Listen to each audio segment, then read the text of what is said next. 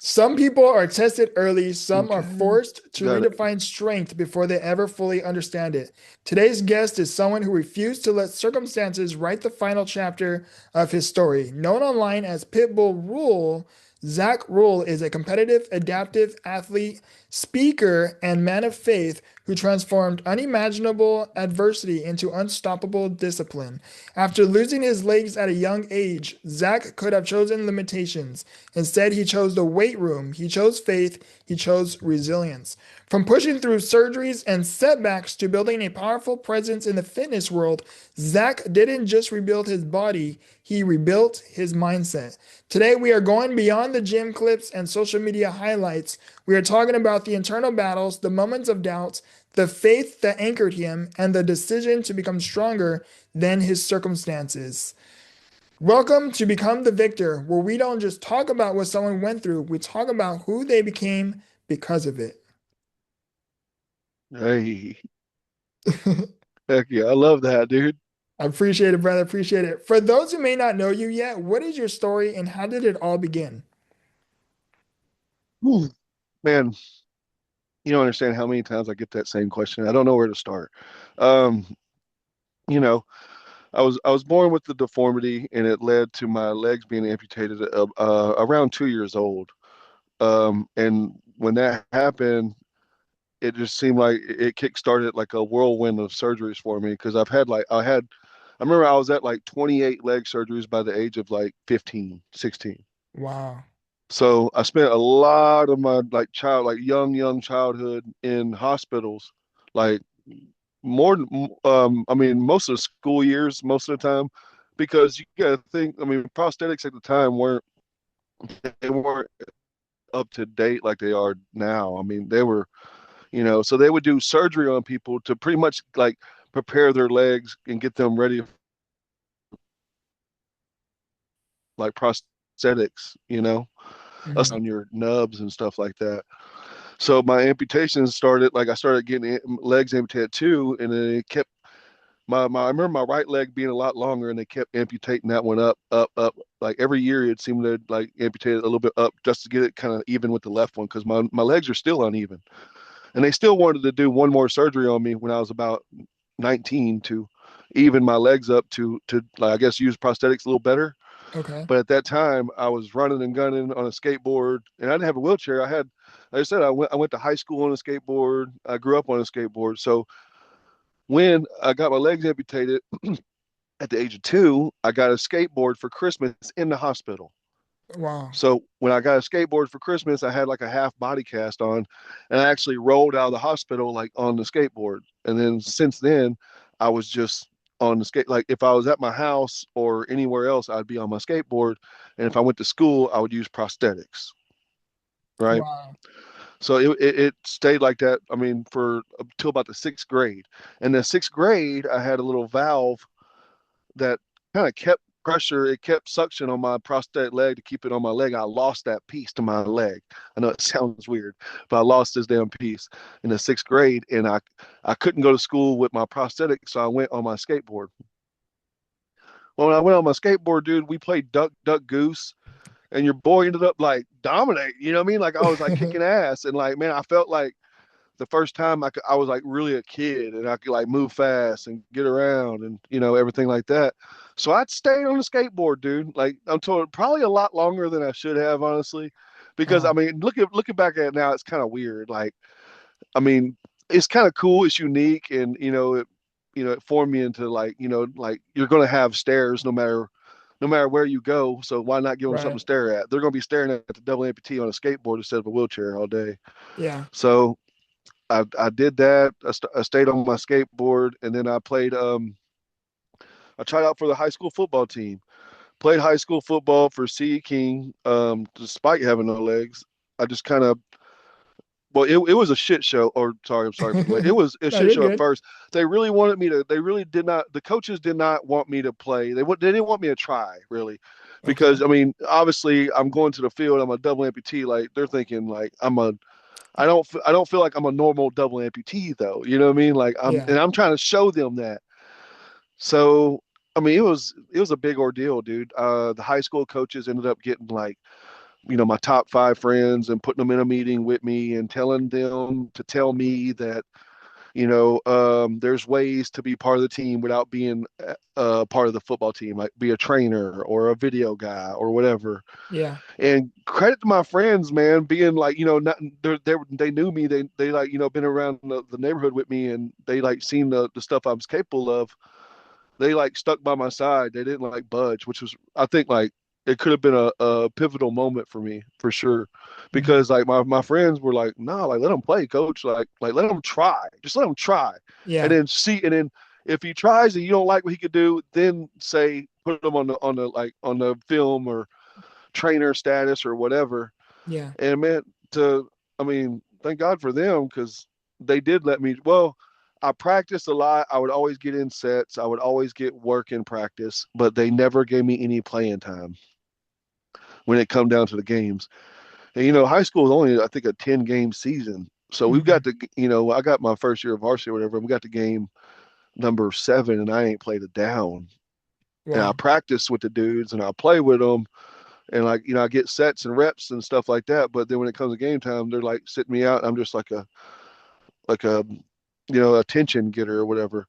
So I ended up telling all my boys, like, before a St. Thomas game, I remember we played St. Thomas. I was like, hey man, if I don't play in this one, dude, I was like, I think I'm gonna quit. Like I'm done. I don't feel like giving no more time to it, Hmm. you know. And I told everybody I had like a little Rudy moment, because like my boys, they all called me Legs growing up. I didn't have legs, so they called me Legs. Yeah. So they started chanting like Legs on the sideline until, like, honest to God, even St.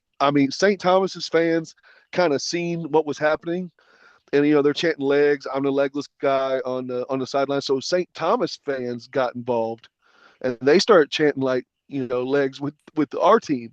Oh, that's So I tight. had a cool, dude. I know, it was a super cool moment, and then I ended up getting. And then what makes it even better, makes the story so much even like so much better, was they let me in, and I'm like, I'm I could jump pretty high on my hands. I used to be able to jump a lot higher, and Yeah. I was like high jumping, like all the way to the play, because I was so like amped up about getting in. That's And so then cool. I got in, and I ended up getting a tackle for loss for the halfback. And man, I'm talking about, golly, dude, I felt like I was on cloud nine. It was the coolest moment. And then since that game, I played kickoff, I got in reps and everything else. But it took up until then for me to prove to them that I was even like capable of Yeah. like hanging in with the able-bodied kids. So it was That's like a lot cool. of it's like a lot of proving to people. Yeah. And but man, I'm so happy, I'm so fortunate I got to like deal with that, because I feel like that was like my first adversity moment, and I kind of stuck up for myself, and I had my friends sticking up for me as well, so it was really cool.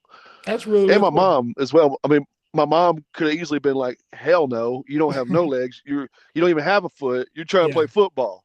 Yeah. Like, what the hell. And so What was that experience like? Like, like you said, having no legs and playing football. What was that experience like? felt like it was different. It was kind of weird, man. Because like I think the reason I grew into loving fitness so much is because like fitness is everybody's even. You know what I mean? So even in the weight room in the field house, like I couldn't prove how athletic I was to another able-bodied person. I was already at disadvantage.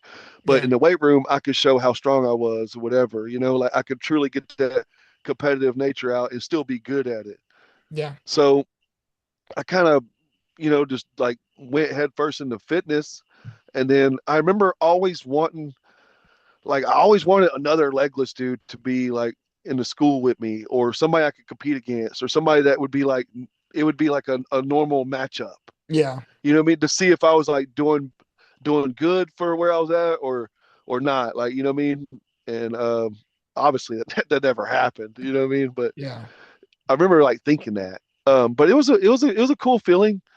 I mean, I felt like a rock star sometimes, because a lot of people knew who I was around town and stuff like that. But a lot of times I felt like a sideshow, like it's not real. Like, you know, like Yeah. you're trying to, I felt like I was an inspiration porn for a lot of people. Yeah. No, But I can definitely see that, I mean, to have to develop the mindset and the resiliency to literally play an able-bodied sport, like, dude, that's a whole nother level of courage. You know what I mean? It man, it's great, dude. And I'll be honest with you, I feel like I got a pretty good mindset on me. Still to this day, I do. But Yeah, man, I don't feel like my mindset now tops what my mindset was when I was a kid at all. I'm yeah, talking about 0%, you know? yeah. And why is that? What do you think?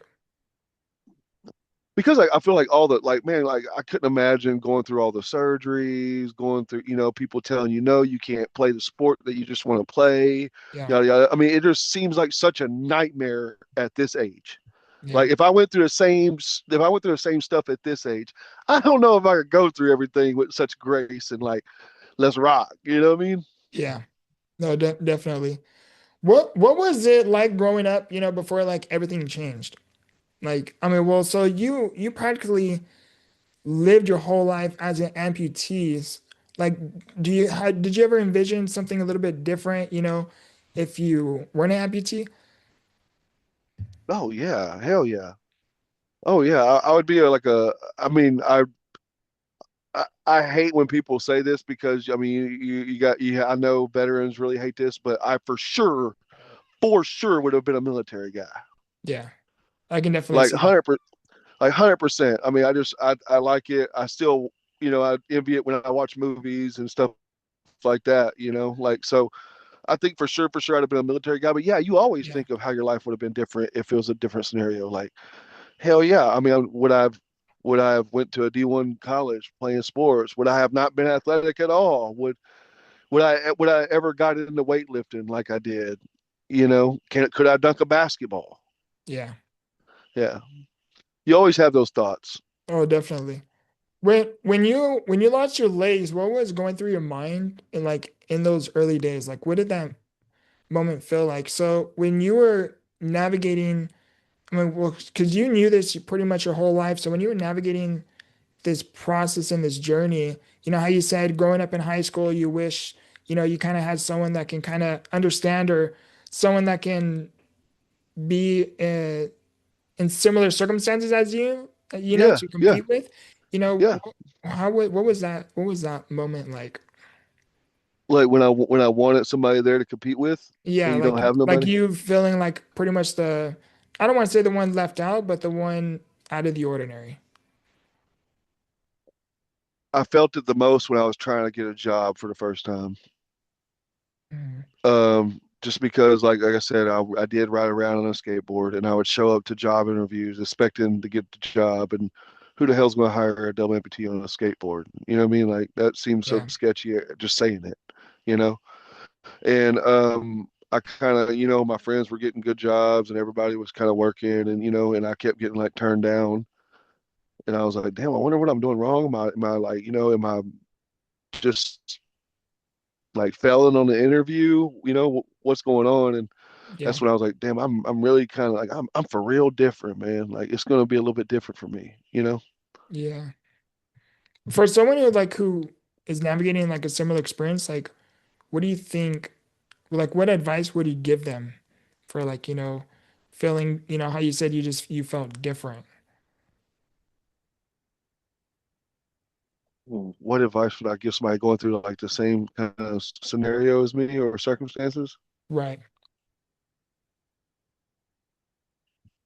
Oh,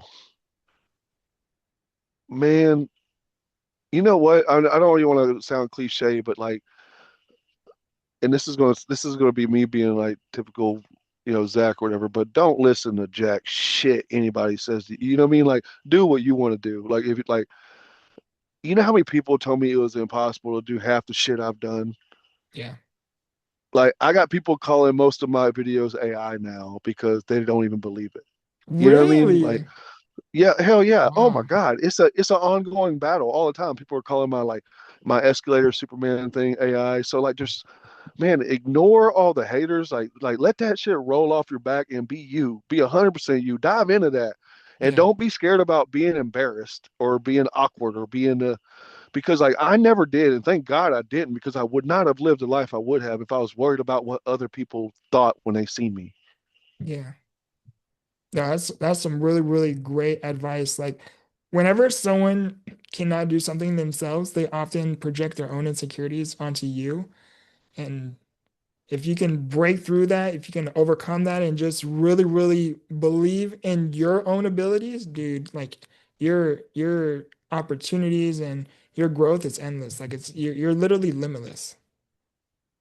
Man, I've had this same conversation with clients and even double amputees that like are similar, and Yeah, they truly don't think it's possible sometimes. Like they don't think it's possible to get like where I'm at or where I'm trying to get or wherever. I'm like, dude, like I'm like living proof that this is like, and I know it's different circumstances, right? Like obviously I wasn't older and I didn't lose my legs because I feel like it'd be a lot worse. yeah, Like I'm kind of fortunate. I know it sounds weird, but I'm kind of fortunate of having no legs right off the bat because I adapted super, super fast. yeah, And I was mobile on my hands like crazy. Like I feel way more comfortable on my hands than I do even like a wheelchair still to this day. Like and I get around in my RV on my hands. yeah. So I like think it's I think it's because probably because you grew up, so this is your normal compared to someone who, had their legs and they had to, you know, undergo like a surgery and become an amputee. Like that would be a whole different transition. Like what you had to go through, yeah, I'm like, yeah. it was your That's what I'm saying. normal.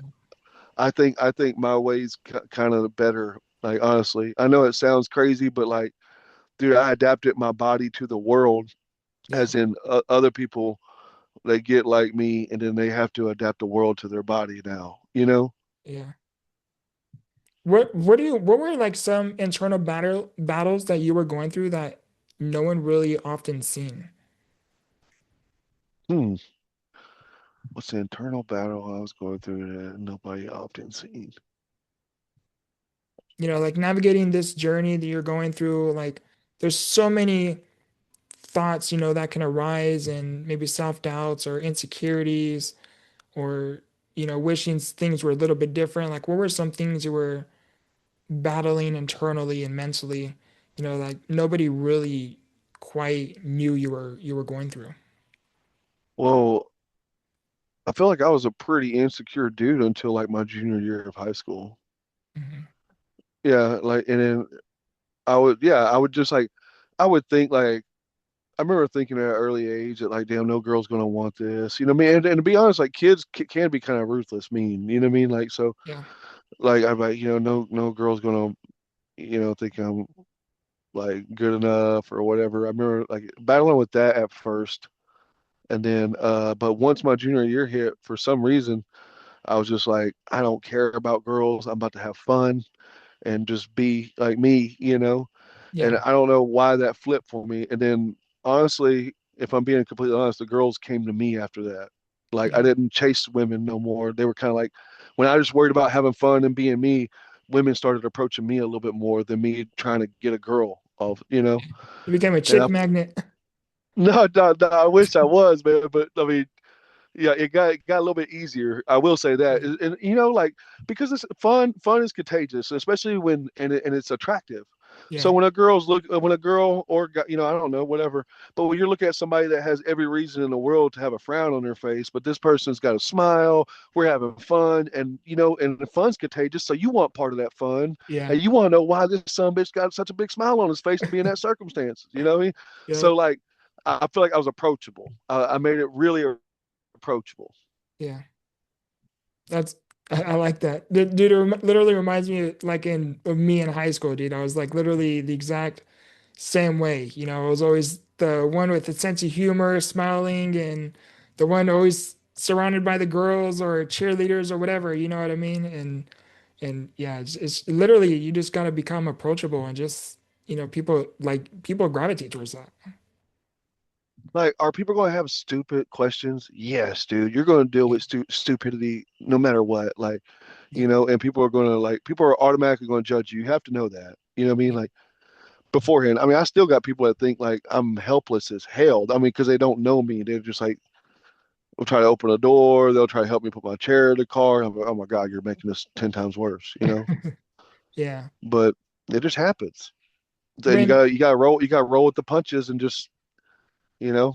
be open minded and realize that these people don't know. Like a lot of them are just curious, and a lot of people aren't asking shit in malice either. They'll just kind of like Yeah. they're not saying nothing to truly like make you mad, but their questions will kind of. I'm like, man, what? Like Like they're just like overly curious. I've had an old woman one time that was like, "Hey, baby, was that military?" And I was like, "Yeah." I was sorry. I was like, "No, ma'am. I was actually born like this." Mm. And she said, mm, horrible way to live, huh?" Oh, And it's I was like, horrible. "Damn!" Like I was like, like, "Geez, Louise, this lady just roasted me." But I was like, stuff like that. It's like it'll irritate you, but like she's just an old lady. What I mean? She ain't meaning no harm by it. She's saying just like that's a hard way for somebody to live. I get it, but I was Yeah. like at the time I was like, this old. Mm. Oh, that's hilarious, dude. I'm sorry. That's horrible. I've had some weird ones, dude.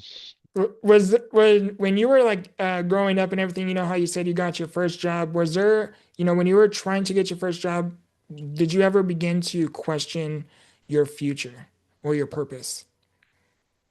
Oh yeah, I still do that. Hell yeah, all Yeah. the time because it was kind of like I did it. I mean, because I just wanted to train. What I mean? I just wanted to train people, and I got talked into getting a social media. Like my one of my trainers that worked at my gym was like, man, it's like you really need a social media, dude. Like what you're doing is not normal. Yeah. Like you gotta film your workouts, dude. Like he was like, nobody's doing this, you know. And Yeah. I was like, dude, you don't know. I was like, there's probably a Asian girl out there missing her legs doing all this shit, like Yeah. you don't know. And then I finally, went into it, and then it started. It like honestly, from my first video I posted, it kind of blew up because this is my second page. I got Okay. canceled. I got canceled before. Really? Oh, okay. We gotta get into this topic.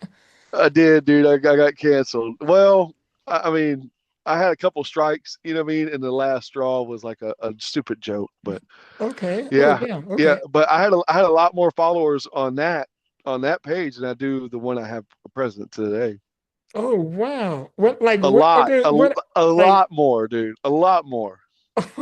oh shit. Okay. Well, like are you allowed to say like what happened or like where did Yeah, you I'll tell I you. mean, don't get me Yeah, dude. striked No, no, on no, my YouTube channel, you no, know no, what I mean? no, no, no, no, no, no, nothing like that. No, nothing like that. No, no. Okay, Okay. so this is at the time. This is at the time when like Meta was kind of like they were kind of like guidelining it up to the max about what you Okay. could say, what you could do. This is like right when everybody was getting canceled. You know what I mean? Okay. Like whatever. Yeah. So it was then, and then I'm trying to think how I got my first offense. Oh, so my first strike was I told my buddy that was doing a bodybuilding competition. I said, man, I said, hell yeah, dude, go kill it on a comment. Uh-huh. And then they red flagged me. They were like, "Hey, you can't use kill in any context in meta at the time or whatever. Uh-huh. You can't." That's why people were like using little knife emojis or something, which I didn't know. It was kind of innocent, whatever. But I was like, I don't Yeah. care. Well, who cares? Like, it's the first offense. The the second one was all me. Was like it was just like, okay, I was a lot more out there and against the grain on my last page than I am today on this one. So I had this girl that was dancing in front of me with like a t-shirt on, and then she like I had my phone filming her, and she said, "Are you live?" And I wasn't live, but I said, "Yeah, I am." And then I Yeah. was thinking in my head, well, if she thinks this is live and she's turning it up, then F it, then I'm gonna go live for real. You know what I Yeah. mean? Like so I went live, and then within like 4 minutes of this girl was like butt naked, everything out. They Oh, flagged my page, so I couldn't go live or I couldn't make stories, and they restricted like so much of my social media that I couldn't really like do nothing on it. yeah. And then the third strike was, um, I used to say I like thick Latinas. Like I was like, man, I like them. I like them girls big. She ain't a lady unless she's 280. You gotta be two something to do something. I used to like make all these sayings and stuff, right? And Oh, I ended up saying that's what happened to my legs. I'm like, man, I like them big girls, and one sat on me, and I put these questions up on my stories a lot where people can ask me questions and stuff, and I'll Yeah. I'll try to answer them, and I'll try to give them a legit answer. But somebody said, "What's the real story of how you lost your legs?" And I put long story short, and I put a picture of a skinny dude with like a very large woman on top of him on a picnic bench, but they had their clothes on and everything. It was just like a funny looking picture, and I said, "Long story short." And I posted that. I posted that question and that response, and I'm guessing a fat girl or something got very offended by that and reported my page. And when enough when enough biggins report you, man, they get rid of you. So that was the straw that broke the camel's back. I know it sounds so stupid and teenagers, but like that's what got my Instagram deleted, dude. Yeah. Oh my God, bro, you're making me Uh, cry over here. dude, Oh, I that's was funny. canceled. I was canceled before Andrew Tate. I swear to you, I'm not playing. Damn. Oh my gosh. Dude, you're a character. I love it. I love it, bro. Um, when did you have to, okay, when did you have to unlearn about, okay, dude, I love it. Bro, I'm so happy we got connected. You're a hilarious dude. Oh my God. Um, okay, I gotta get back in character. When I'm did I'm you, I'm just honest, dude. I swear. I'm an open book. I promise. I no, ain't shy about no question. I love it. I love it. When did you have to unlearn about strength? After you like what's your definition? What did you learn the difference between being physically strong and mentally strong? Ooh, that's a good. When did I know? When did I learn the difference between the two? Yeah. I feel at a very young age. I remember thinking like how people thought were real weak mentality at a really young age. Like, you know what I'm saying? Like people would complain about standing up all day and I'd be like, bitch, I've been sitting down for, like 15, 16 years. Or, people would complain about this and that. And like the way I was living was like so much harder. And then I would just think like, man, I don't think this dude could make it in my situation. Like that's why I'm put here. You know what I mean? Yeah. So I noticed the difference between like mental toughness and physically tough at a really young age, to be honest with you. I can't put a number like on it, what age it exactly was, Yeah. but when I noticed like what true physical strength was, it was probably my sophomore year in high school. Because like I was always like kind of the strong guy or whatever, but like that's the first time I hit 3 plates on each side was like sophomore year, and then I was the only sophomore doing it, and then so I was like, oh shit, like I'm kind of strong, you know what I mean? So I felt strong, and Mhm. then and that just led into more of the mentally tough stuff because like I was like, oh man, I like this working out stuff, even though it's hard. Yeah. I enjoy the results I get from it because I enjoyed like being the number one bench presser. And then I noticed I was always like when people would take off, like from the gym, I was always there. Like I was always there. Like even on cold days, on rainy days, on just days I didn't feel like going, I would always show up. And a lot of people would come and go, but nobody showed up like me. And I was like, man, I feel like a lot of people are chasing this dog in them that I kind of have in me already. Yeah. Was when Yeah, like damn, when you said you were like that was a cool line. when you said you were always like showing up, and were you always like into fitness? Like were you always into that? Pretty quickly.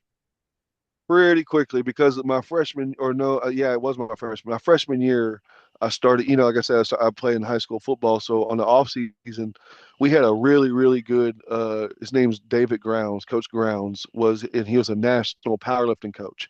So Mhm. he knew a lot about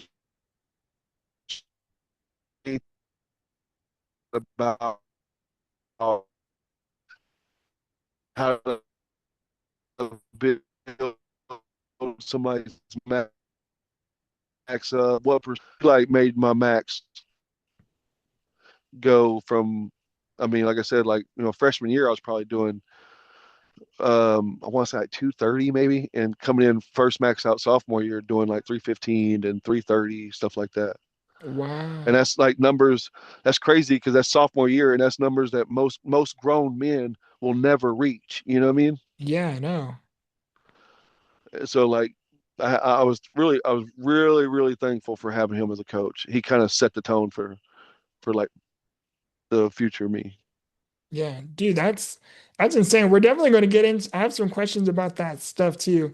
That's a really I think it's so cool to see you doing literally what it is you do. Like, dude, it takes a whole other beast, to do stuff like what it is you do. It's really extraordinary. At what point did you decide, you're not going to let this define me?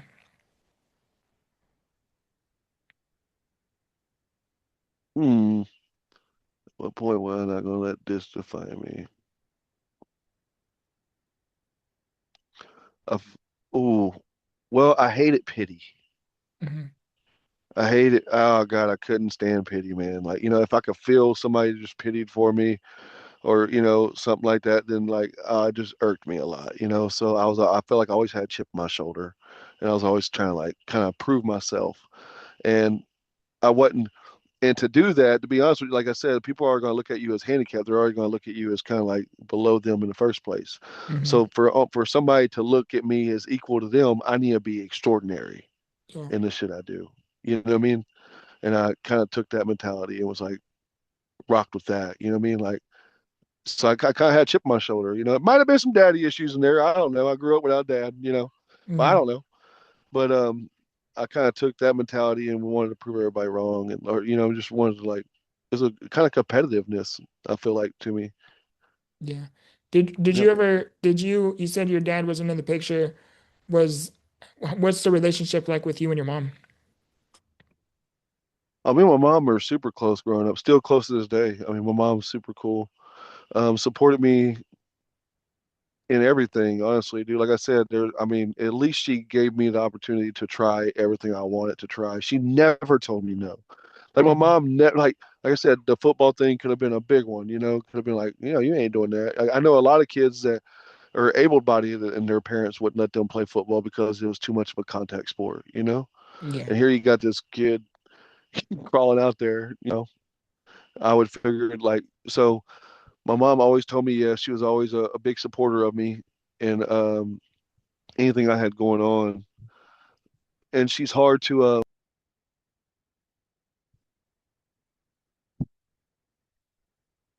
Oh, what happened? Perfect. Oh, Okay, perfect. sorry, Okay. somebody called me. No, it's okay. I kind of guessed. It's okay. Okay. We're good. We're Hold good. on. You can hear me? Yeah, yeah. Okay, good. But anyways, yeah, my mom, man, she was always supporting me. She was always there. We're super close. Um, God, dog, can you still see me? Yeah, you're good. Okay, good, because people are calling me. But man, I've always been close to her. She's always been real stern though. Like my mom, you gotta think, with not having my dad in the picture, I feel like my mom felt like she had to be the dad and the mom in Yeah. a lot of ways. So I felt like that made her very hard on me, very tough on me at an early age. Like she would just make me do like the everyday stuff that normal kids would do. Like I had to pump her gas, I had to like clean the kitchen, I had to wash dishes, but that required me to like climb up on the counters and do awkward stuff. Get on my skateboard, get the gas pump, pump her gas, get back in with my skateboard, stuff like that. Yeah. So I feel like she instilled a lot of work ethic in me, and watching her to hold two, three jobs my whole life really, kind of set the tone. Well, she sounds like an amazing woman. No, man, she's awesome, dude. She really is. That's really cool, dude. I love it. Was there a specific moment in the gym where you felt your power coming back? Felt my power coming back, Yeah. like from an injury or just from like, Like just in general, like, like a lot of people, whether, you have a disability or not, they hit the gym and they always feel like they get like control or power or, it keeps them grounded and disciplined. Like, was there ever a moments where, you felt where you were navigating a season and the gym kind of helped you find your spark again or kind of help you stay back on track or Oh yeah, I definitely. I mean, I feel like I almost lost a passion for fitness all the way at one point. oh I mean, like really? I said, you get caught. Yeah, you get caught up in what am I doing it for? I'm posting workout videos. Who's really watching this? Like, am I feeding my ego or am I actually making a difference here? You know what I mean? You start asking yourself the the normal questions. I feel like everybody does, and it's like an identity crisis in a way. But Mhm. what was your question one more time? Sorry. Yeah. Uh, I, Like I, I got to lead to it. no, you're okay. So like when you were going through these different seasons, like what how did Oh you yeah, find your yeah, I got you when the gym kept me grounded. So man, I grew bitter towards fitness, and then like I was just getting like I think it was more social media than fitness, to be honest with you. But Mhm. fitness was part of that, just because I worked at it, I did it, I competed in it, and I felt like I was around it all the time, and I just like grew tired of it. Yeah. And in 2018, I had a car wreck, man. Or I was with my buddy, and he fell asleep at the wheel. We got T-boned, or we T-boned another vehicle, and I shot out the window, and I didn't even go in the ambulance. I actually got my buddy to take the ambulance because I thought he was going to get a DWI. And Really? then yeah, man, and then I actually took a plane ride to the Arnold Classic the day after that, and I did a calisthenics competition against like Zion and Woody Belfort. And then, m- man, my arm was so swollen up, my elbow was swollen up, and I went to the hospital out there. And then that's when they did a X-ray, and they were like, "Man, you got a broken sternum, you got a broken elbow, a torn tricep. You're really messed up." Wow. And I was like, "Oh my God!" So when that happened, I got put in the hospital, and then I ended up getting like a bone infection from that, and I stayed in the hospital for even longer. And I remember like people were in my DMs and stuff like that saying like, "Damn, dude, like, what are you going to do now?" Yeah. And it really got to me. Like I was like, "I'm going to do the same stuff that I've been doing." What do you mean? Like I don't know. And then I started thinking like, "Oh man, like what if I can't?" You know what I mean? Like what if I can't do the stuff that I like loved at one time? Then I kind of I felt like I was like, "Lord, if you let me get out of this and you like heal me from this," I was like, "Man, I will not let that, like, I won't even think that thought no more. I want to get back in the weight room so bad. I Yeah. want to work out. I want to, you know what I mean? Whatever." And I healed up, dude. I mean, I got like a little ugly elbow from it and like a hell of a chest scar, but like healed up from that. And then, like I said, I shouldn't have been bearing weight on my tricep at the time, but I started working out, heavy Yeah. weights pretty early, and then it made a. I mean, I ain't bench pressing 500 pounds or nothing, but I feel like I'm still strong, Yeah. and I made a full recovery from it, dude. So, and then that kind of grounded me. Like I was like, I always relate back to that, like so when days I don't feel like going or days I don't feel like showing up, I'm like, man, like just imagine you not having this. Like you're so fortunate to be able to do this, Yeah. Like when you were because wait, like how you said you were like, you're a man of faith and everything. When you were going through this process, you were like, please, Lord, like help me, come out of this and overcome this. You sound like you have a really, really strong faith. For someone who has a disability, especially in your circumstances, like have you always had that strong connection to God, or what kind of transformed that kind of spirituality?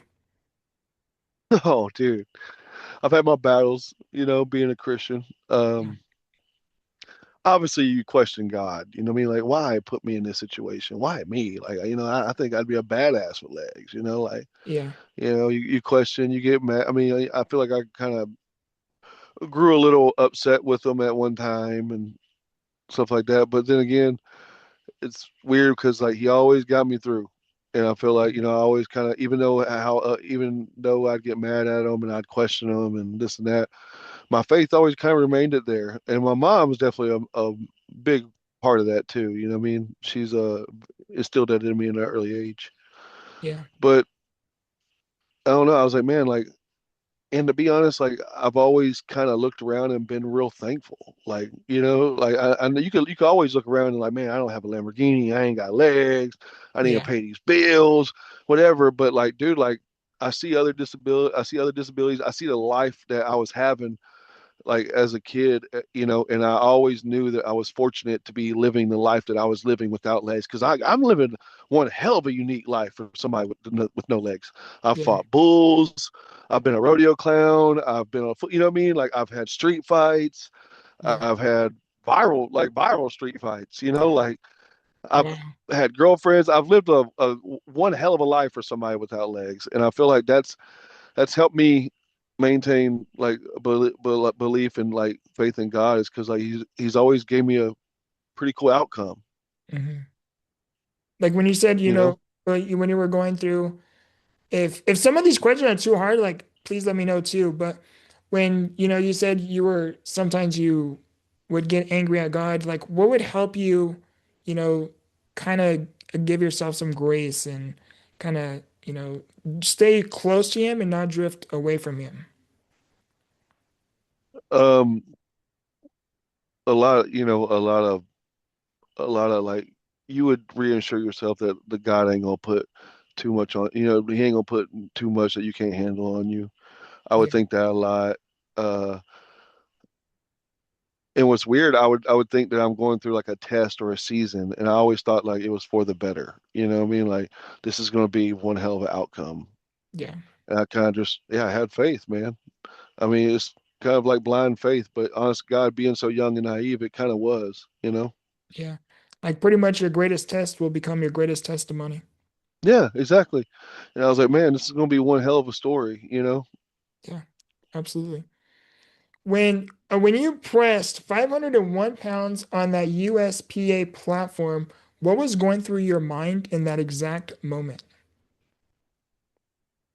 Man, that took one hell of a try. So that was you're looking at when I finally did it, that was the sixth try on the platform. I Wow. failed it 5 times on the platform before then.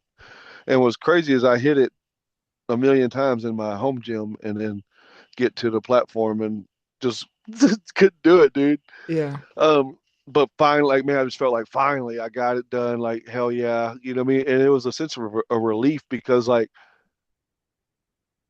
I told everybody I was going to do it. You know what I mean? I told everybody I was going to do it. And then, I'll be honest with you, after 5 times of failing it, you think about stopping. You think about, like, damn, I don't know if I could do another freaking string cycle, go through that again, like, try to maintain the calorie count, yada, yada. It's just so much goes into it. Like, it wasn't Yeah. just a hobby for me. I was trying to, like, elite numbers. Yeah. So, a lot went into it, man. And, yeah. What did that moment feel like to you? Like can you remember what was going on in your head in that moment? Oh yeah, I felt like I could have, dude. I could have had a 10-foot pecker at the moment, dude. Yeah, I felt like the coolest dude in the world. I had all my buddies there. Everybody was watching. I had a huge crowd. Like, dude, I felt like the Yeah. man. And I said I was going to do it. You know what I mean? And Yeah. I remember saying that was the time I was like, I know I've tried this 5 other times and I failed 5 other times, but I was like, the sixth time I'm telling you I'm going to do it. I'm going Yeah. to do it. And it was like a mental shift, but like it really took a mental shift for me. Like, I don't know.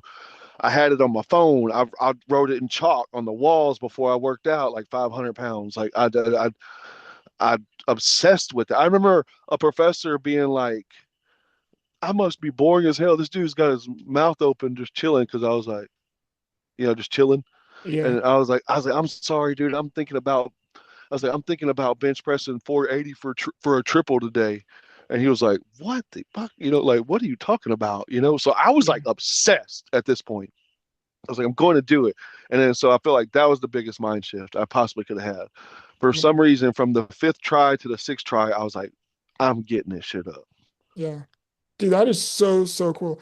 When I was watching your videos and dude, it like blew me away to see you like doing that. It was like extraordinary. And then I seen you playing around, not playing around, but doing the with the bulls. Like, dude, I was like, you're literally, despite you being an amputee, like you're literally living quite, like you said earlier, the life,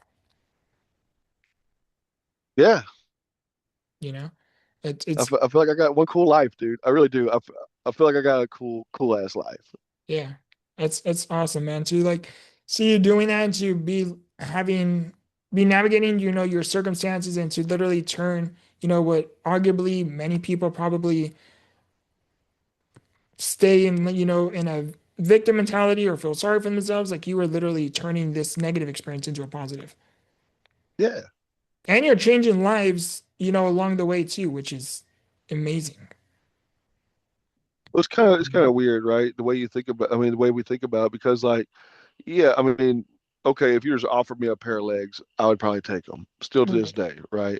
But it's very, very like, but then again, though, I wouldn't take all this time I have without them away because, like, dude, there's no way I could have reached the people I've reached if I had some legs on me. There's no way my tentacles could reach as far as they did, and I could have changed lives the way I've changed lives if I've had them. So like I'm kind of fortunate by not having them. It's kind of get it's weird because you question what's your purpose, but in the sense it's like you're already living it. You know what I mean? You're living your purpose. Yeah. Do you feel like you're fulfilling your life purpose or your life's destiny? I don't think I'll ever feel like that. To be honest, if I'm being completely honest with you, Bubba, Yeah. yeah, I still question that to this day. Like, am I using every asset for the better? Am I helping as many people that I can help? Am I paying it forward as much as I want to pay it forward? Am I a staple in the adaptive community as much as I want to be? Am I a role model even? You know what I mean? Am I a good role model at that? Am I somebody that a little kid can look up to? Am I somebody that if I was a parent, I wouldn't want my kid looking up to? You Mhm. know, Yeah. I ask these questions on a daily basis, I feel like. Yeah. Did did that lift feel more physical or more symbolic of everything you have overcome? Um, man, that's a good. Okay, if it was symbolic more than physical, Yes. yeah, I feel like it was definitely a staple in my life. Yeah, hell yeah, I would say that it's more symbolic, just because like I don't know, dude. Like it took a lot. Yeah. Was did It was a lot. how many years of Like discipline? I, I ain't gonna act like it's just easy to do. It took a lot of work and discipline. What? Sorry, it's freezing up a little bit. Can you say what you just said right now? Okay, I got you. I got you. Now you said, what was your question again? Sorry. So like what was the symbolic, when you lifted up the what was the meaning, when you lifted up that single rep? Was it more symbolic Other than than you can conquer physical? anything you put your mind to. What? Yeah. Yeah, yeah. Oh yeah, yeah. It's definitely symbolic. I mean, it's definitely a mental game, dude. You know, it was like, yeah, you could do anything you put your mind to. There's no, dude. The day I hit 400 pounds. If you had told me I'd have been doing 500 pounds, I'd have told you, dude, I don't even want to do 500. Like, I don't even care to do 500. You know what I mean? So Yeah. to even think that you would chase something that to even think I would chase something that was that high is kind of insane. And to conquer it just like lets me know that I'm still I'm still proving people wrong. I'm still doing the damn thing out here, you know? So yeah, it was definitely a symbolic lift for me or a symbolic moment for me. Yeah. That's huge. How many years, like, for someone, for the audience listening, myself included, how many years of discipline went into, before you lifted up those 500 pounds? Like how many reps, you had to put in, how many years, how much dedication and hard work, for it all leading up to a So single moment. so like I said, from high school to well in my 20s, I stayed working out and I didn't have no strength program or nothing like that, but I would just do heavy bench press because I liked it. Well, it was kind of ironic that I started working at this CrossFit gym doing uh I was working out in front of this powerlifting coach and he kind of like was like, "Bro, what's your like, what's your numbers right now? What are you maxing out at?" I was like, "Man, I don't know, probably like 430, 420." And he was like, "Dude," he was like, "How much you weigh?" And at Yeah. the time, I weighed a lot less than what I weigh now, but I would say like I weighed like 100 and like 40, 100 and like Wow. 30, something like that. And he was like, "Man, I think you can like if you sign up for some competitions, you can break some records. You know, you can even like Yeah. take some like some Paralympic records like unofficially." Yeah. And I was like, yeah. And he was like, with a good program you could. And I was like, well, start the program for me. And so like, but with that being said, that was from high school. I started working out eighth grade, eighth grade to, let's just say I met Dubs at 24 years old. And I did the bench press at 25 years old, I think. So, Wow. oh no, no, no, I met him at 24. I did it at 26. Sorry. Yeah, I did it at 26. So like it was 2 years of straight working with him, like only powerlifting though, because I was crazy into CrossFit beforehand. So I was not in powerlifting shape, even though I kept a strong bench press on me. I was not in like strength training. Yeah. And like I left CrossFit and I went straight to powerlifting for 2 years chasing that 501. Because I mean it was kind of crazy because the record was only like 460, 470 pounds. But I didn't care about that record. I just wanted the 500 just because Yeah. it's 500 pounds, score ton. You know what I mean? Like Right. it's just the number alone. It's cool. So I was like, man, I don't want to do 460, 470. I want to do 500. You want to set the bar really high. Yeah, exactly. Do you personally hold any records? Do you know? Yeah. I hold a world record for USPA for my weight category and that lift at 501. I do another national record at 480. Um, I never got to compete. That's one kind of regret I had. I never got to compete in the Paralympics for bench press just because I felt like I had like a little falling out with the. I was on the national team for a little bit, but me and the head coach, we really bumped heads Hmm. like pretty hard. And I was young and I was cocky, arrogant, and she was from New York and she was stern and she was super strict, and we just bumped heads real bad. And I didn't go forward with that, and I kind of always wish I'd have competed in because I think I'd have got a medal for USA. I really do. I truly believe that. And USA really does nothing in the Paralympics for powerlifting. I mean, we've been on a losing streak lately. You know what I mean? So like I wanted to be like the saving grace of the USA powerlifting team, and I wanted to be like that like wild, like crazy Texas dude that repping US, and I Yeah. wish I could have won. I wish I could have won a medal or could at least competed with some other people, but I never did. So all my records are USPA. Wow. Can you still do that, or is there like an age limit, or can you still do that? I don't know. I'm just old now. I'm 37. Yeah. Yeah. Wow. So I don't know when's the next one, but like I don't know. I'm still strong. I feel like I'm still strong, but I definitely feel like I lost a pep to my step. I'm not as strong as I was for sure. Yeah. Like but what's weird is like I'm 37, but I feel like I'm at my like all around I'm at my strongest right now than I've ever been in my life. Wow. Dude, that is so so cool. I didn't know you held a world record, dude. Dude, I'm telling you, you're like an extraordinary man. It's so Oh, freaking cool. thanks, dude.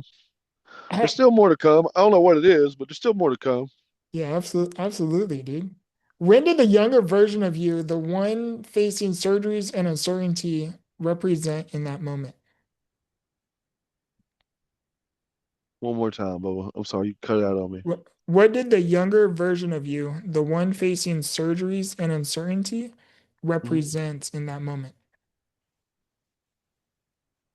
Ooh, man, what does it represent?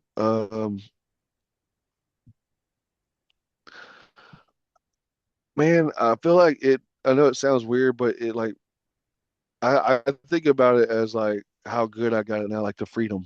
You know what I mean? Like because like I feel like as a kid, even like I was so in the hospitals, but probably why I'm so like radical and I wanted to do all this crazy like stuff is because I just wanted to experience life. I was in the hospitals all the time. So Yeah, when I finally got out the hospital, I just wanted to experience everything. You know what I mean? I wanted to have fights. I wanted to do this. I wanted to, do that. And so like I feel like those times just represent like overcoming adversity and like you're truly stronger than what you think. Because if you would, looking back on it, it's a lot. It's a lot for somebody to deal with. Like I feel like, yeah, and it's crazy to think that it's you, like it's eternally, like you had the strength to do that, to get through that. Because I mean, if I feel like it was a big moment. yeah. Yeah, definitely. What separates someone who wants 501 pounds from someone who is willing to work for it?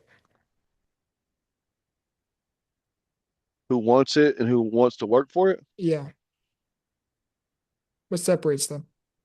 Ooh, 500 is a big feat, I feel like, man. Yeah. I, man, that's a good question. What separates the person who wants 500 from? I mean, I feel like the little stuff. Honestly, it's always the little stuff. They're not going to do the little stuff to get it right in the first place.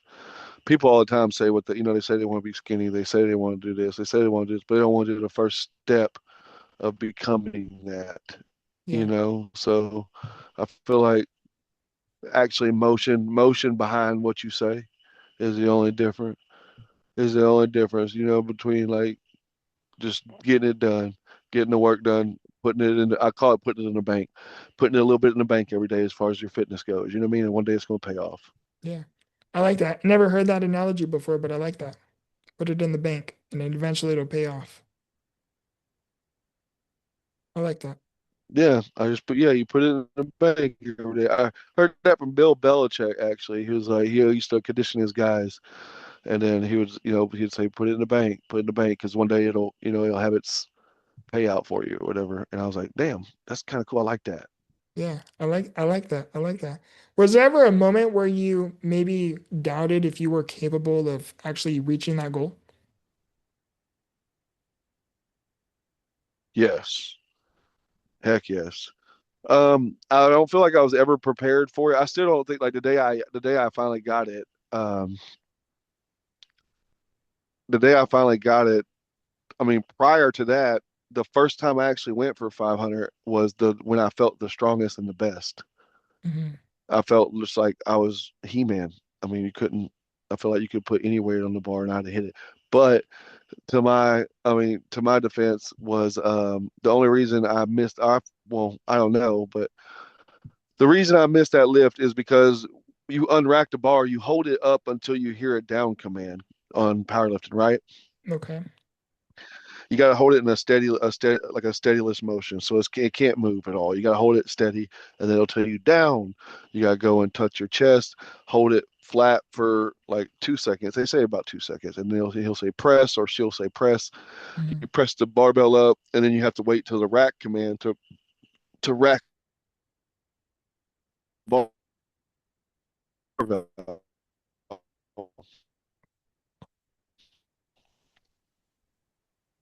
And well, the girl that was my judge was only the world judge at the time. You had to get like a judge that was in a green shirt to do world record lifts or whatever, and she was the only one there. Which I'm not saying she's a bad judge at all. She's actually a really good judge.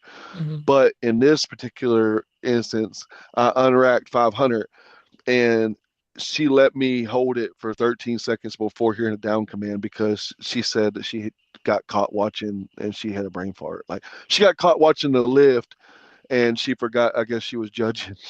Oh, wow.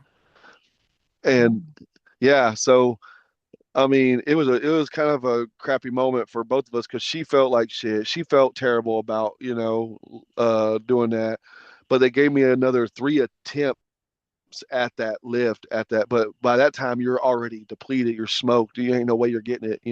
Right. um and man, it screwed me, it really did, but then again I ended up getting in anyway, so it didn't matter. But like that was the first time going for it.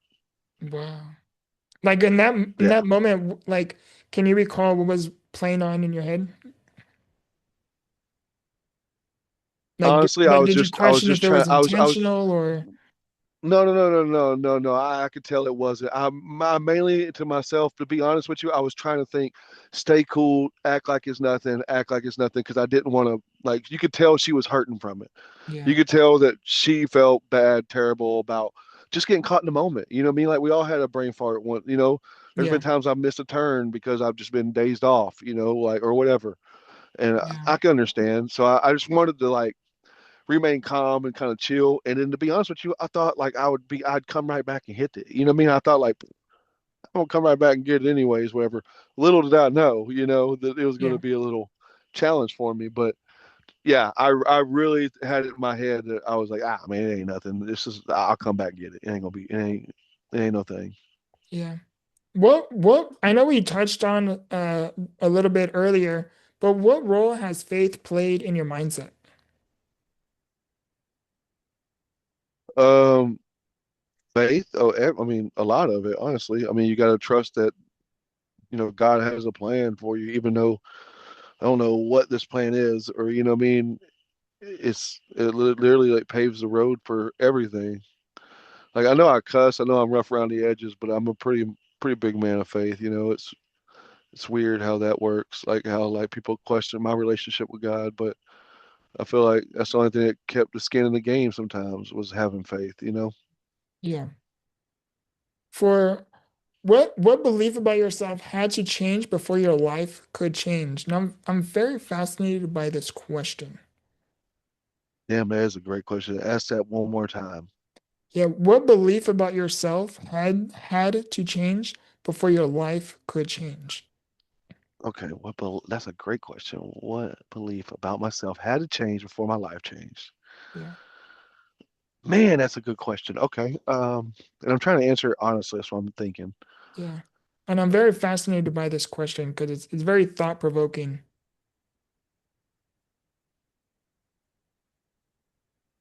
Man, what in my life had changed for me to change?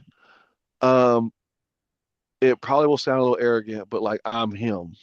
Yeah, Like I truly had to believe it. You know what I mean? And, like I'm the standard for this wheelchair calisthenics fitness stuff and yada yada yada. But like when I really like changed my mind in that, when I was like, okay, I'm not just a dude working out on social media. I'm not just a everyday, like I feel like I inspire like tons of people like me to get up and do some stuff. yeah, And when I started believing that, like actually believing I was making a difference, everything changed for me. And then I just wanted to help people. Like so yeah, when I went from working out for all selfish, purposes, of course you want bigger biceps, you want to be the strongest in the room, you want this, but now like I just feel like I just try to help everybody I can, and it's just a cool feeling, man. And it's a cool feeling knowing you can, yeah, like, you can change somebody's life, you can rehabilitate somebody, you do have the power, you do have the motivation to, make somebody like try again, which is crazy. Like I don't think I'm that cool. Like I told you, I don't think I'm that cool. But for other people to be inspired or think I'm that cool to like truly buy in their rehabilitation or get off their ass or maybe be the husband they want to be or whatever. That's yeah. cool as hell, dude. Like, God, that's such a cool feeling. When did you ever realize like you actually had that ability, to impact others in the way you have? Probably when I lost my page. Okay. Probably when I lost my page, 'cause I was like, oh my God, like, who am I without this? You know what I mean? Like, Yeah, like what? And then I was like, and how am I gonna make a difference now? Like, I don't have nothing to go off of. I don't have no social platform. I don't have, so it was that thought process for sure. yeah. And 'cause we're getting towards the end here. So Okay. it says not it says, excuse me. When did you realize your story wasn't just about you anymore, that it was meant to help other people? So like I know you built a platform and you started sharing your clips and stuff on social media. You built an audience. Like when did you come to the realization like it's so much more than just about you? God, dude, I feel like I didn't until later on in life. Um, you know what? It's I had a gym. I owned a gym, and in that gym, we kind of, I mean, I ain't gonna say full on rehabilitated a couple people, but we did, man. It was like a team, a family effort, and we rehabilitated about three or four individuals in wheelchairs. One of them, her mom shot her in the back. One of them got in a car wreck when she was 20. The Wow. other one got I forgot what a car wreck. another dude was a quadruple amputee, and it seemed like everybody bought in on the gym and everybody helped out and like helped rehabilitate these people with me. But I was so young, I didn't see the difference I was making. I didn't see the gravitational pull all this had at the time. Yeah. So when I lost the gym, or not lost it, but when I sold the gym and I didn't have that no more, and I seen and they, people go off, they talk about the difference that you made and this and that. It really hit me, dude. Like, oh my God, like I'm not just, it's not about me. Yeah. And if you got time, I had a kid in a wheelchair come up to me one time, and his hand was shaking when he shook my hand, like he was nervous. And I was like, "Hey, bro," I was like, I'm not that cool, dude." I was like, "Talk to me like I'm an everyday guy." Yeah. And then his mom followed me to get a coffee, which I didn't know. And then she said, "Hey, Mr. Pitbull," which I thought was funny. And she was like, "Hey," she's like, "Who were your idols growing up? Can I ask you who your idols were?" And I was like, "Oh yeah, I idolized like James Harrison, Ray Lewis, like Mike Tyson, like I just said all the."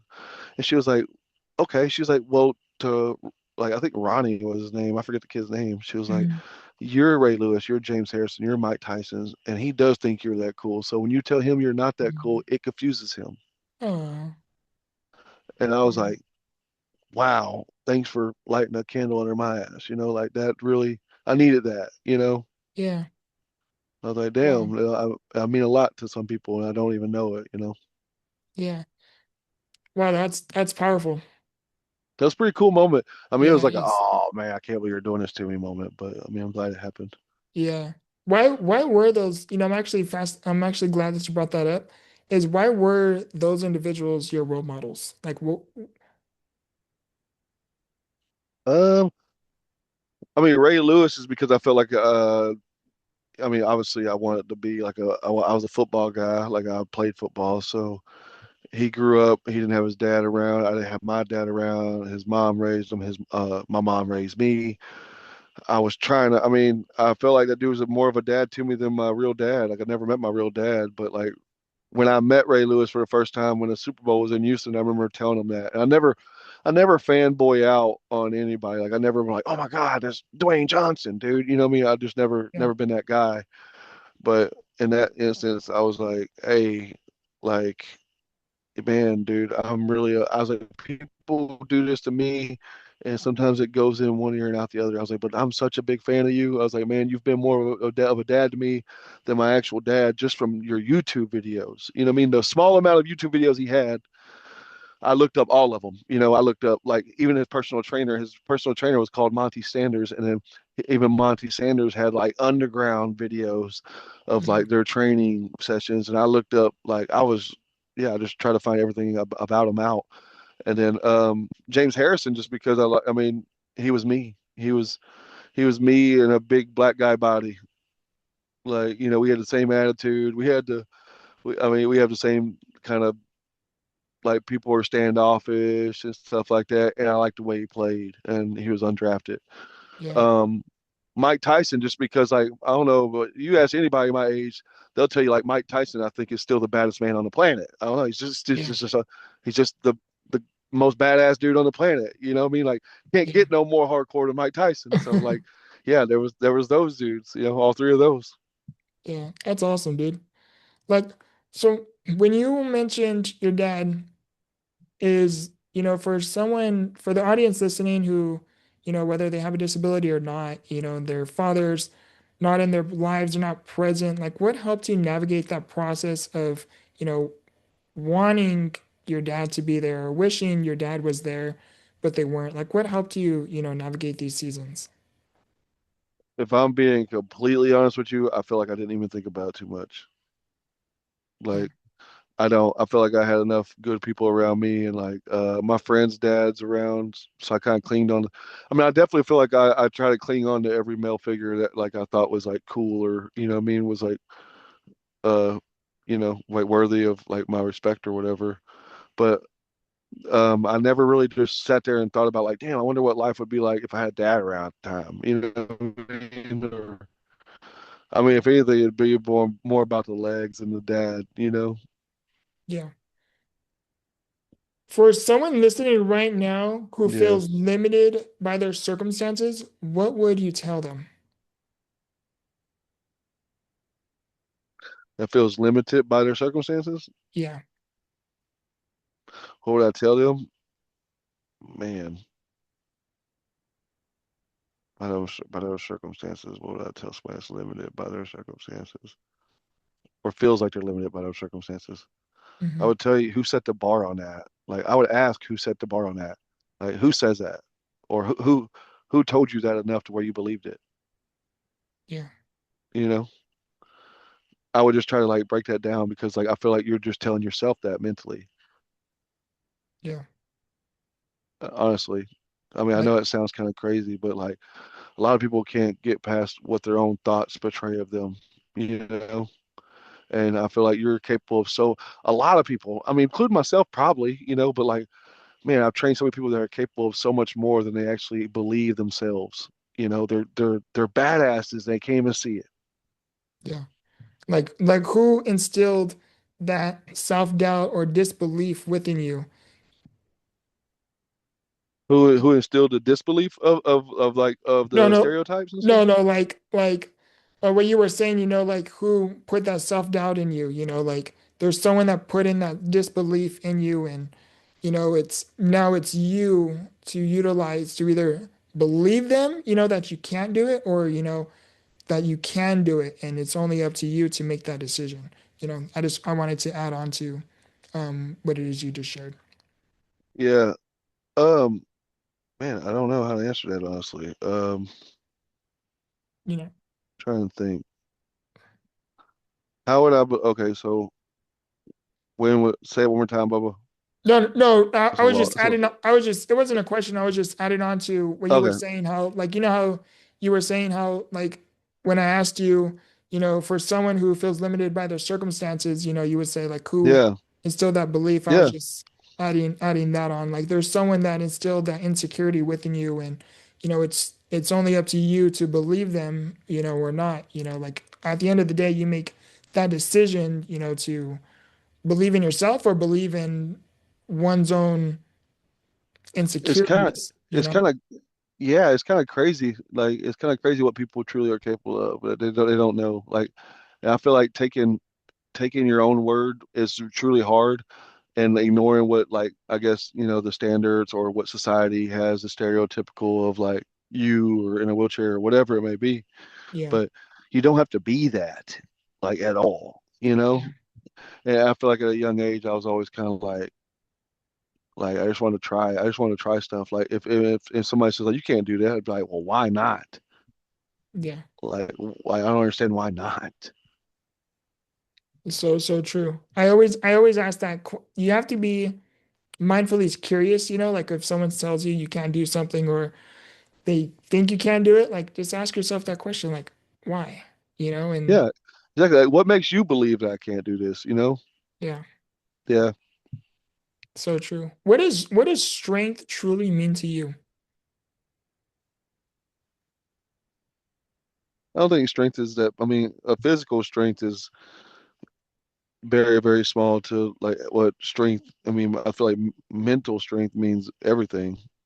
Because I see a lot of weak-minded people. You know, I feel like what strength means to me is somebody that does what they promise themselves they're going to do. Um, and then I don't know. I got a bunch of definitions I could put on strength, but like I can't really put one. But like, it's not just the physical stuff, dude. Like, that's very, very mild compared to what I feel like the mental game is. Yeah. Yeah. What keeps you disciplined when motivation isn't there? Knowing that other people are looking up to me, I like that. like knowing that I'm setting the standard, knowing that like man, when I first got in this, wheelchair calisthenics stuff, there was nobody else doing it really. Like there really wasn't. Like, Yeah. and then now look at it, like it's blossomed into like a whole bunch of people are doing it. It's like when you look back and think you're OG, like you're like one of the originals, you're like, God, dog, this is a crazy, this is nuts. Yeah. This is absolutely insane. You are literally paving a path where there really wasn't one. And I had no idea I was doing that. Like I wasn't trying that. You know what I mean? I was just having fun and like getting fitter and trying out new stuff. Yeah. When It's your crazy story is, looking back at it. yeah, it's amazing, you know? When your story is said and done, what legacy do you hope people remember about you? Ooh, what legacy do I hope people remembered about me? That was a trying man. That uh I danced to my own music. I like that. Like I'm happy I could say that. I'm happy I could say I could like I could truly say that and like yeah, rocked my own drums, you know what I mean? Yeah. I didn't let society tell me I was going to be a certain type of way. I didn't let stereotypes say I was going to be a certain type of way. I lived my life the way I wanted to live, and I want people to like understand that like I truly lived. You know what I mean? Like even when I was fighting the bulls, people always ask me like, "Man, you weren't afraid of dying?" I'm like, "Man, I'm way more scared of not living." Yeah. I like that. I like that. That was a really, really great answer. You know, you know what? Let's actually get into that question. Are you like, are you afraid of dying? Like, I know you kind of just answered that, but like, are you afraid? Are you afraid of it? Because you do I some, don't want to I'm only die. asking I that wouldn't. because you do some like crazy stuff, like the bulls and like that's a lot. Um, no, I'm scared to die. I don't want to die, Yeah, of course. but like in my mind, I'm not thinking it's going to go wrong either. If I'm being completely honest with you, I'm just like, I know, like, man, fighting the bulls and doing the rodeo clown thing was kind of nuts because I had so many people telling me I was going to get myself hurt and this and that, and that started to like get in my mind a little bit. But for the most part, I was like, but yeah, but what if it goes right? You know what I Yeah, mean? Like, how cool is it's going to be when it looks cool and it's yeah, done and I'm out, and I dodge and weave and I'm getting away and like, what if that happens, right? You yeah. ain't never thought about that, so I don't know. I just always wanted to like live a little like it ain't fun unless you could die from it, right? It Yeah. ain't truly fun unless you could die from it. Like you think about it, you play on a video game, it's fun because your character can die. Yeah, Yeah, so it just adds a little bit of I think I might be a little adrenaline junkie in there. I like that. But it's so true, like, whenever those what ifs come in, then you have to ask yourself, do you know the contrary question? Like, what if it does go right? Like, and like you said, like, Exactly. like how cool that would be, you know what I mean? Like, where do you think that mentality or that mindset shift, kind of comes from? Because to develop that sense of optimism is not ordinary. Like it from personal experience, to constantly have that optimistic mentality. I can tell I get that vibe from you. Like, where do you think that comes from? Like, is it your upbringing, your story? Like, where do It you, had to be, dude. It had to be. I mean, I guess, I mean, honestly, if it started out because, my age, like everybody wanted to be the next jackass guys yeah, growing up when I was young. So like we would film like crazy stunts and, try to be sponsored by MTV and a lot of times like I would do this stuff and I got it right and it went well, and it shouldn't have worked out. I don't know. So it started working out then and then I just always had like a very positive like attitude. Like I said, like what's the worst that could happen? I never thought death. I just thought like I'd end up in a hospital. And I'm like, okay, well if that happens, like I've been there 1,000 times anyways. yeah, And to add on to that, and it's going to sound kind of stupid, but when you're younger and people tell you like, oh man, God got a plan for you, man. You're doing the thing. God has the right plan for you. You're going to live out His plan. You remember yeah, hearing that being younger, yeah, right? yeah, Well, my dumb ass thought like, okay, well, if he got a plan for me, he ain't gonna let me die. You know what I mean? Like, he ain't gonna let me die until his plan is kind of filled out. So I'm cool. Just stay around me because I ain't dying. he got a plan for me. I started to kind of believe it. I know it sounds stupid, but it's a real life thought. Yeah. No, no, I know exactly what you mean. If God has a plan and you're like, if it's not my time, it's not my time. Hmm. Dude, that's hilarious, bro. You're a character, bro. I'm so happy we got connected. Uh, okay.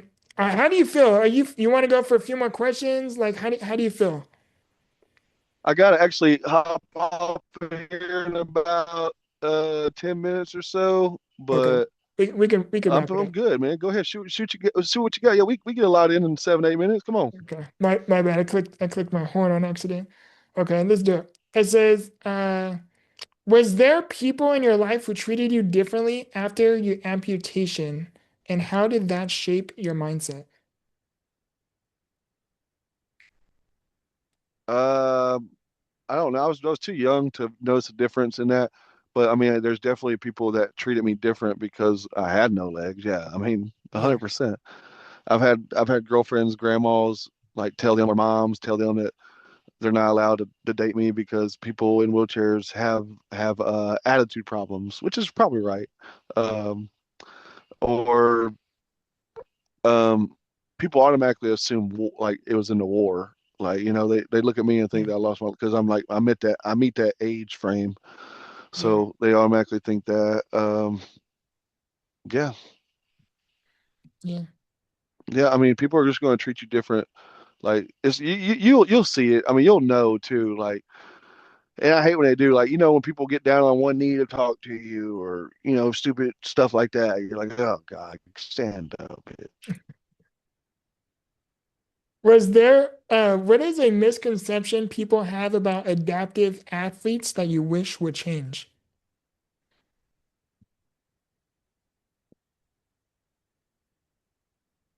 Man, it's going to tie around to the other stuff is that they're so much more capable than what we're even scratching the surface on.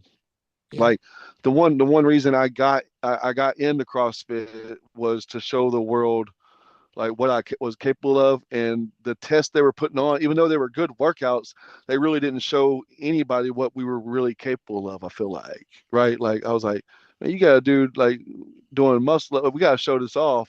We got to like there's some sort of like standard that needs to be met. So I think like they're more capable than what everybody thinks, first of all, and you, and it doesn't have to be like that. It's not that different. It's the same thing. It's just fitness. It's the same thing. It's just somebody. What would how would you recommend fitness with somebody with a bad knee? The same way you would recommend somebody in a wheelchair. You know what I mean? Like it's the Yeah. same thing. Yeah. I like that. Okay. The last questions. What is a Okay. question you wish more people asked you but don't? Ooh. What's a question I wish people ask me more that they don't? Okay. God, dog, these are good questions. Okay. Um,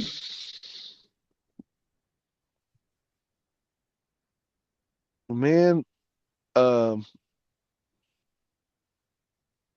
okay, I gotta ask this in a podcast setting or just everyday life setting. Just however you want to answer it. Okay. Um, Let me see. In an everyday life, I wish more people would ask. I don't wish more people ask, but it surprises me when everybody thinks that like I got it figured out. Hmm. You know what I mean? Like I got all the answers. And I'm like, dude, I'm learning as I go too. You know what I Yeah. mean? Like, so I guess it's like, how am I doing? I know it sounds stupid, but it's how you doing? How's life? And yeah, I wish people would just ask hey, I ain't talked to you in a while. How you been? Instead of me being that person for everybody else sometimes. Yeah. Yeah. That's deep. I know exactly how you mean. I know exactly what you mean. Yeah. And I'm doing good. It's not like me mentally trying to reach out to grasp for nobody. No, I'm a happy man. I'm just saying like, hey, how you doing, buddy? Would be nice sometimes instead of me, because everybody kind of intimidated by me. Obviously, it's my personality and stuff like that, but you don't get those, hey, how you doings anymore. Yeah. Sometimes when you're often the strong one, they often overlook, that sometimes you need to be checked into, Absolutely. you know? Absolutely. Yeah. For someone listening, I know we kind of touched on this earlier, but for someone listening who feels overwhelmed with their circumstances right now, what advice do you have for them? Um, I would say it's not about the cards you're dealt, it's about how you play them. I love it, dude. I love it. That's one of my Yeah, favorite quotes. I feel like I got dealt. If you know anything about poker, I mean, I don't know if you do, but okay, statistically, the worst hand to have is 7-2, seven deuce, right? Mhm. At first. Well, I felt like I got dealt a seven deuce, but I played that son bitch like some pocket aces. I like it. Dude, I You know what I love it. mean? I love it, bro. I love it. Okay, now we're gonna get into the engaging rapid questions, and then we're gonna cut right All right, into the outro shoot, here. You go ready? ahead, give it to me. Yep. Okay. Before a 501 bench, hype music or complete silence? Oh, hype music for sure. Protein shake or cheat meal after a personal record? Cheat meal and a protein shake. I love it. How many times did you replay that lift in your head afterwards? I've had to watch it probably 2,000 times myself. One word that describes you when you are under pressure. Clutch. Finish this sentence. They thought I couldn't, but I.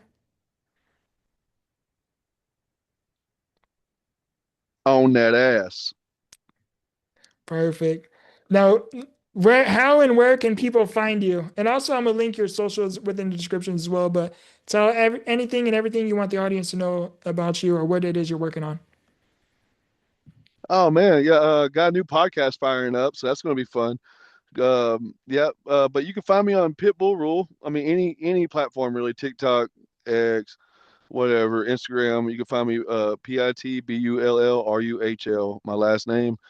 Um, yeah, and if you got any questions on my end, anybody out there listening, feel free to hit me up. I'm a very approachable. Like I'll get back to you. I promise you. Your message might get in a crack somewhere, but I always respond. Yeah, and also his links will be within the description as well. Is there anyone you want to nominate as a guest on the show? Anybody I'd like to nominate as a guest on a show? Oh yeah, I mean, can I? Yeah, absolutely. I don't know this kid's name, but I'm curious about him. I can send you his Instagram. Yeah, definitely. Yeah, I can send you his Instagram because I'm definitely hold on. I know his name. Let me find out. Okay. So his name's Paulton. Okay.